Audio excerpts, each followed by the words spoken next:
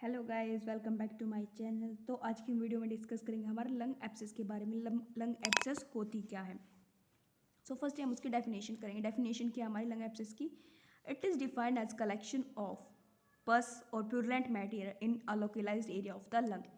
इसके अंदर क्या होती है, हमारी कलेक्शन हो जाती है हमारी पस की, लीवर की जो एलोलाई है उसके अंदर कलेक्शन हो जाती है हमारी पस की, या फिर वो कंटेन कर लेती है, हमारे प्यूरुलेंट का मतलब होता है कंटेन कर लेती है मटेरियल को localized area of the lung. जो हमारा लंग का लोकलाइज्ड एरिया है कौन सा, हमारा एल्वोलाई, उसके अंदर वो मटेरियल को कंटेन कर लेती है। तो ये क्या थी हमारी definition. It is defined as collection of pus और purulent material in a localised area of the lung. It makes cavity formed by necrosis of lung tissue. ये कैविटी फॉर्म कर लेती है हमारी नेक्रो, जिसके अंदर क्या हो जाती है, कैविटी फॉर्म करने के बाद क्या होगी, हमारी जो लंग के टिश्यू हैं उनकी डेथ हो जाएगी। नेक्रोसिस का मतलब क्या होता है, यहाँ पे डेथ हो जाती है हमारी। ये हमारा लंग एब्सेस है, जिसके अंदर ये वाला तो हमारा हेल्दी लंग है, और ये वाला जिसके अंदर क्या हमारी लंग की जो एब्सेस है उसकी फॉर्मेशन हुई है। ये जो आपको होलो पार्ट में दिखा रखा है ये क्या आपकी एब्सेस है। यहाँ पे जो है, यहाँ पे पस की फॉर्मेशन हुई है। सो इसके बाद आते हैं हमारे कॉजेज कौन कौन से हमारे लंग एब्सेस के। सो फर्स्टली इसके कॉजेज कौन कौन से, सेम वही कॉज है जो आपके निमोनिया के कॉज है। फर्स्ट है हमारा जो है हमारा माइक्रोबैक्टीरियम, जो हमारा माइक्रोबैक्टीरियम ट्यूबरक्लोसिस है। ये क्या हमारा कॉज है हमारा किसका, लंग एब्सेस का। सेकंड क्या है हमारा जो एक्सपोजर हुआ है हमारा पहले, अगर आपको अभी अभी एक्सपोजर हुआ है आपका, सो उसके बाद आता है, उसके बाद अगर तुरंत आप ठीक हुए हैं तो उससे भी क्या हो सकता है, आप इन्फेक्टेड ईजिली हो सकते हैं, आपको लंग एब्सेस ईजिली हो सकती है। और ये किससे हो सकता है, आपका जो एयर ड्रॉपलेट्स अगर आप इनहेल कर रहे हैं, किसी भी जो पेशेंट है उसको लंग एब्सेस है और वही जो वो वहाँ पे स्पूटम क्रिएट कर रहा है, वहाँ पे कफ कर रहा है, कफिंग कर रहा है, तो उसके जो एयर ड्रॉपलेट्स है वो आप इनहेल कर लेते हैं, तो वो भी क्या हमारे कॉजेज़ हैं हमारे लंग एब्सेस के। देन उसके बाद आते हैं हमारे रिस्क फैक्टर्स। रिस्क फैक्टर्स कौन कौन से हैं, फर्स्ट हमारा एल्कोहलिज्म, एल्कोहल हमारा हाई रिस्क फैक्टर्स है।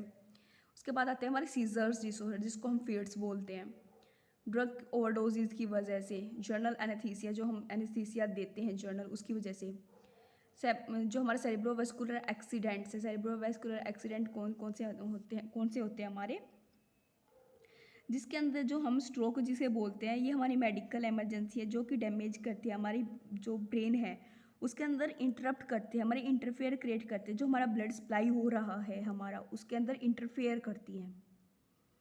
उसके बाद आता है हमारा इन्फेक्शियस एजेंट की वजह से भी हो सकता है। एस और एस का मतलब यहाँ पे क्या होता है हमारा स्टेप्लाइलो कोकस और एसियस, STAPHYLOCOCC स्ट्रेप्टोकाइलस और एसिस। ये हमारा gram positive round shape bacteria है जो कि हमारा अपर रेस्पिरेटरी ट्रैक के अंदर भी मिलता है और हमारा स्किन के अंदर भी ये मिलता है। तो उसके बाद आता है हमारा एरोबिक बैसिली। एरोबिक बैसिली कौन से, हमारे ग्राम नेगेटिव बैक्टीरिया हैं जो कि हमारी ह्यूमन स्किन के अंदर या फिर जो हमारी म्यूकोजल मेम्ब्रेन है उसके अंदर ये मिलता है। उसके बाद आते हैं हमारे अदर कॉजेज कौन कौन से हैं हमारे लंग एब्सेस के। तो फर्स्ट हमारा पल्मोनरी एम्बोलिज्म। पल्मोनरी एम्बोलिज्म क्या होता है, ये हमारी कंडीशन होती है जिसके अंदर एक या एक से ज़्यादा आर्टरीज लंग्स के अंदर ब्लॉक हो जाती है या फिर जिसके अंदर ब्लड क्लॉट की फॉर्मेशन हो जाती है, जिसे हम बोलते हैं पल्मोनरी एम्बोलिज्म। उसके बाद आता है हमारा मैलिग्नेंट ग्रोथ। मैलिग्नेंट ग्रोथ क्या होते हैं, वहाँ पे जो कैंसरस सेल्स हैं उनकी ग्रोथ होनी स्टार्ट हो जाती है, तो ये भी क्या हमारा लंग एब्सेस का रीज़न है। टीबी हमारा ट्यूबरक्लोसिस। उसके बाद आता है हमारे क्लिनिकल मैनिफेस्टेशन। क्लिनिकल मैनिफेस्टेशन कौन कौन से हैं, स्वेटिंग होगी, जो पेशेंट है उसको स्वेटिंग होगी, पल्स रेट है वो इंक्रीज होंगे, कफ होगी, प्यूरुलेंट स्पूटम कौन सा होता है, हमने पहले डिस्कस किया था, जिसके अंदर मटेरियल कंटेन होता हमारा, इंक्लूडिंग फूड स्मेलिंग, जिसके साथ साथ क्या होगी, हमारे फूड के अंदर से स्मेल आएगी। हीमोपोटासिस कौन सा होता है, जो हमारा कफ करते हैं हम उसके साथ स्मॉल अमाउंट में ब्लड की प्रेजेंट होगा, उसके अंदर जो हम कफ है उसके अंदर स्मॉल अमाउंट में हमारा ब्लड प्रेजेंट होगा। फीवर्स होंगे पेशेंट को, चिल्स होंगे। उसके बाद आता है हमारा प्लूरेटिक पेन कौन सा होता है? ये हमारी कंडीशन होती है जिसके अंदर हमारा प्लूरा होता है। प्लूरा के अंदर हमारी 2 लार्ज और थिन लेयर होती हैं टिश्यू की, जो कि हमारे सेपरेट करती है हमारे लंग्स को हमारे चेस्ट वॉल से। उसके अंदर क्या हो गया, हमारी इन्फ्लामेट हो जाएगी, उसके अंदर हमारी स्वेलिंग हो जाएगी। तो ये थे हमारे क्लिनिकल मैनिफेस्टेशन। डिस्पीनिया यानी डिफिकल्टी इन ब्रीथिंग हो जाएगी, जिसके अंदर वेट लॉस हो जाएगा। क्लम्बिंग हो जाएगी। क्लम्बिंग क्या होता है, हमारा चेंज होता है हमारा एरिया के अंदर जो हमारे नेल्स होते हैं हमारे हैंड के और जो हमारे टोज हैं, जो हमारे हैंड है या फिर जो हमारे पैर हैं, उनके जो नेल्स होते हैं उनके सराउंडिंग कुछ मतलब रेड रेड सा फॉर्मेशन हो जाएगी। आप एक बार गूगल से चेक कर सकते हो वो फॉर्मेशन कैसी है क्लम्बिंग की। उसके अंदर जो हमारे नेल्स हैं उसके अराउंड में जो है रेडिश कलर की फॉर्मेशन हो जाएगी, जिसे हम ये हमारा एक डिसऑर्डर है। कंप्लीट इसकी मैं आपको फर्दर वीडियो में पूरा एक्सप्लेन करूँगी। सो अभी हम इतना ही करते हैं, हम क्लिनिकल मैनिफेस्टेशन कर रहे हैं, यहाँ पे इतना ज़्यादा इंपॉर्टेंट नहीं है ये, बस यहाँ पे आपको ये याद रखना है कि इसमें क्लम्बिंग होती है। देन उसके बाद आते हैं हमारे डायग्नोस्टिक इवैल्यूएशन। डायग्नोस्टिक इवैल्यूएशन कौन कौन से हमारे, फिजिकल एग्जामिनेशन हम करेंगे पेशेंट का, चेस्ट एक्सरे करेंगे, स्पूटम टेस्ट करेंगे, चेस्ट की अस्कल्टेशन करेंगे, ब्रोंकोस्कोपी करेंगे, एंड देन हमारा हिस्ट्री कलेक्ट करेंगे हमारी। तो ये थे हमारे डायग्नोस्टिक इवैल्यूएशन। उसके बाद करते हैं हम कॉम्प्लिकेशंस क्या क्या होती हैं हमारी।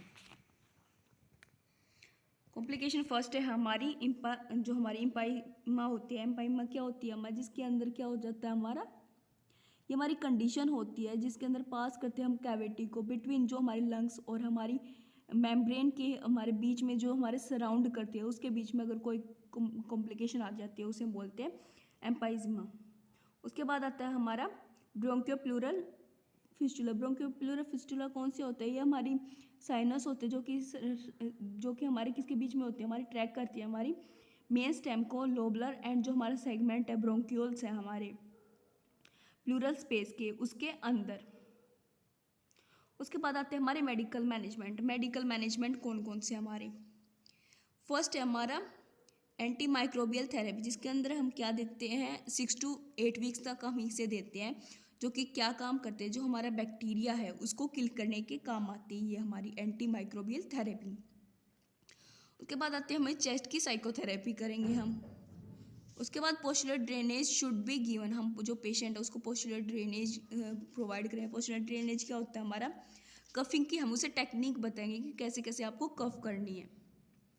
ब्रोंकोडाइलेटर्स फॉर डाइलेट ब्रोंकियाई, ब्रोंकोडाइलेटर्स देंगे हमें। ब्रोंकोडाइलेटर्स क्या होता है हमारा, जो कि हमारी एयरवेज हैं या फिर जो हमारी मसल्स हैं उसको रिलैक्स करने के काम आता है। म्यूकोलाइट्स टू लिक्विफाई द सिक्रेशन। म्यूकोलाइट्स क्या होता है हमारा, म्यूकस जो है वो थिन हो जाता है एज कम्पेयर टू जो थिक होता है उसकी कंपेरिजन थोड़ा सा थिन हो जाता है और स्टिकी हो जाता है, ताकि जो है स्पूटम है इजीली बाहर आ सके। देन उसके बाद आते हैं हमारे नर्सिंग मैनेजमेंट। नर्सिंग मैनेजमेंट कौन कौन से हमारे, प्रोवाइड फ्रिक्वेंट माउथ केयर, हम जो पेशेंट है उसको माउथ केयर जल्दी से जल्दी हम उसे माउथ केयर प्रोवाइड कराएंगे। Provide good nutrition and adequate fluid intake, जब हम उसे न्यूट्रिशनल डाइट देंगे और ज़्यादा से ज़्यादा बोलेंगे आपको लिक्विड लेना है।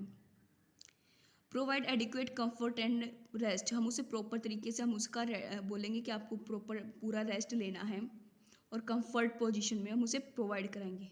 मॉनिटर करेंगे हम चेस्ट जो ट्यूब फंक्शनिंग है उसकी हम उसे मॉनिटर करेंगे।